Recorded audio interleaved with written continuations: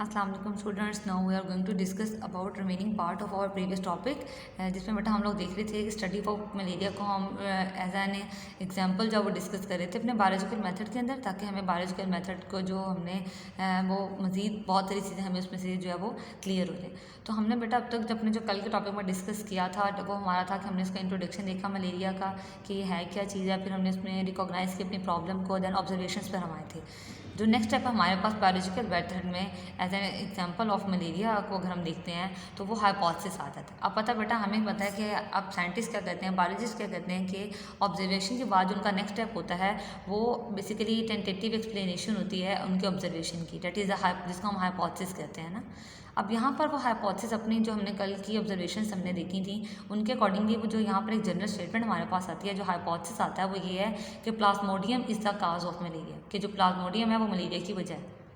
अब next step बेटा हमारे पास फिर आ जाता है इसमें डिडक्शंस। अब किस तरह से हम अपना इस हाइपोथेसिस से जो अपना एक्सपेक्टेड रिजल्ट है ये चेक करने के लिए कि आया हमारा हाइपोथेसिस गलत है कि सही है, हम क्या करेंगे अपना एक एक्सपेक्टेड रिजल्ट जो है वो निकाल लेंगे, जिसको हम लोग डिडक्शंस कहते हैं। अब वो हमारे पास क्या होगा, ये डिडक्शन हमारे पास यहाँ पर ये बनेगी इस हाइपोथेसिस की कि if Plasmodium is the cause of malaria, अगर प्लाज्मोडियम जो है वो मलेरिया की वजह है तो इसका मतलब है कि तमाम पर्सन जो कि मलेरिया से बीमार होते हैं उनके खून के अंदर प्लाज्मोडियम को होना चाहिए। अब इसके लिए अब हम एक्सपेरिमेंट करेंगे बेटा। नेक्स्ट स्टेप हमारे पास आ जाता है एक्सपेरिमेंट, जिसमें हम अपनी डिडक्शंस को बेसिकली टेस्ट करते हैं किसके ज़रिए, एक्सपेरिमेंट के ज़रिए। और अब हमारे पास एक्सपेरिमेंट में हमने देखा था कि दो ग्रुप्स होते हैं, एक एक्सपेरिमेंटल ग्रुप होता है, एक कंट्रोल ग्रुप होता है। कंट्रोल ग्रुप बेसिकली हमारे एक्सपेरिमेंट को वेरीफाई कर देता है कि आया जो काम मैं चाह रही हूँ वो सही है कि नहीं सही, क्योंकि एक्सपेरिमेंट ग्रुप में तो मैं वो चीज़ लूँगी जिसको मैं टेस्ट कर रही हूँ, तो कंट्रोल ग्रुप में मैं हेल्थी अपनी चीज़ को लूँगी जो बेसिकली चीज़ मेरे पास होती है, एक फ़ाइन चीज़ होती है। जैसे मैं अगर एक्सपेरिमेंटल ग्रुप में ले रही हूँ कि मैं 100 मलेरियल पेशेंट्स का ब्लड जो ले रही हूँ और उसको एग्जामाइन कर रही हूँ, उसको टेस्ट कर रही हूँ अंडर माइक्रोस्कोप। इस पर्पज़ के लिए मेरे पास एक कंट्रोल ग्रुप होना चाहिए, वो ये कि मेरे पास उतने ही हेल्थी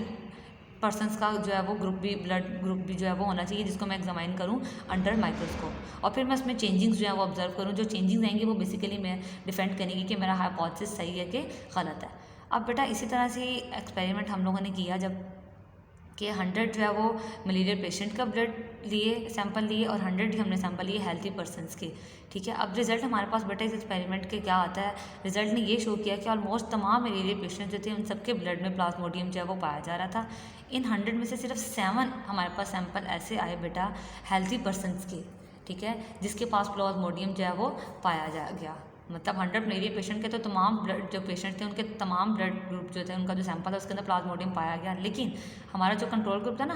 100 हेल्थी पर्सनस वाला, उसमें से जो 7 हेल्थी पर्सनस ऐसे थे जिनके ब्लड के अंदर हमें प्लाज्मोडियम जब मिला, जिसने इस बात को प्रिडिक्ट किया, इस बात को रिवील किया कि इसका मतलब है कि प्लाज्मोडियम जो है उनके ब्लड के अंदर जो है वो एंटर हो गया, मतलब पैरासाइट की एंट्री हो गई, लेकिन अभी उसने प्रॉपरली अपने सिम्टम्स को जो वहाँ पर शो नहीं किया। तो ये बेटा जो रिजल्ट हमारे पास आया उसने किसी हद तक कन्विंस किया कि वाकई जो हमारा हाइपोथेसिस था कि Plasmodium is the cause of malaria, ये किसी हद तक जो है वो ट्रू है। तो